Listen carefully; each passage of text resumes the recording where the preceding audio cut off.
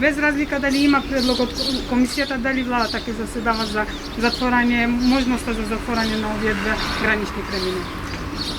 Ние имавме и утрово штаб главен за справување со коронавирусот, разговаравме на сите прашања кои што стојат пред нас. Комисијата за заразни болести разговараат, прибираат детални информации, ги анализираат тие информации. И ова не е прашање на политика. И затоа владата не може да носи одлука која што би била политичка. Ние сакаме да носиме одлуки како што ги носевме и досега, врз основа на мислењата на стручните луѓе, на епидемиолозите.